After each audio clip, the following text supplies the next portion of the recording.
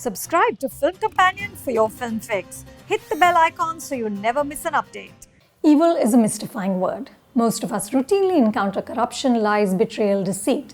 What then properly qualifies as evil? The events of 26/11 gave an answer to that. No matter where you were that night, near the multiple attack sites or lucky enough to be far away, if you were in Mumbai, you experienced the heart of darkness.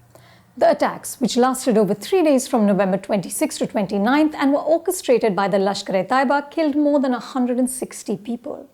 I remember the horror of watching the bloodbath unfold on television, the siege mentality that engulfed the city, and the wild rumors that fanned our paranoia. Even when the attacks were over, I was terrified to send my children to school because an anonymous SMS forward insisted that schools were the next target. We were all scarred in ways big and small. In Hotel Mumbai, writer-director Anthony Maris and co-writer John Coley revisit the first night of the 3 days the terror lasted. The focus is the attack on Mumbai's crown jewel, the Taj Mahal Palace Hotel.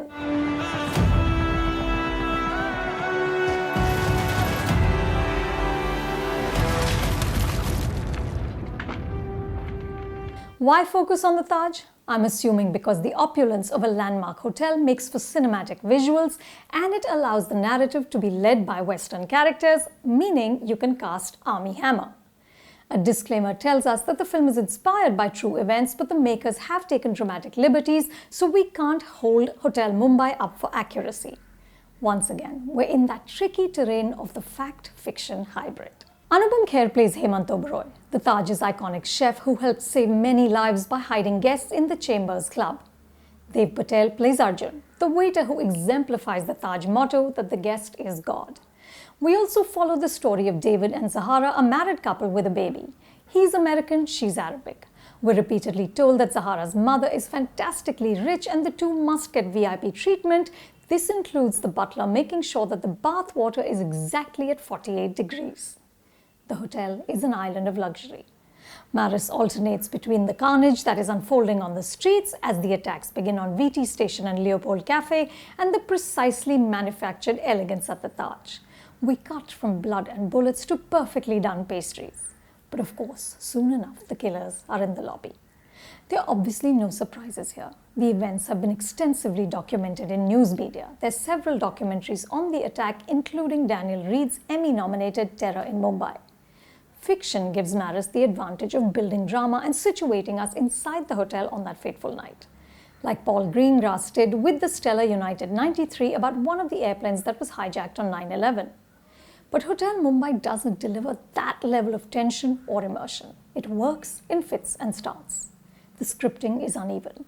The Indian characters, especially Oberoi and Arjun, have emotional heft and benefit from heartfelt performances by Anupam and Dev Patel. But the non-Indians are bland and largely forgettable. Hammer is wasted in the role of David.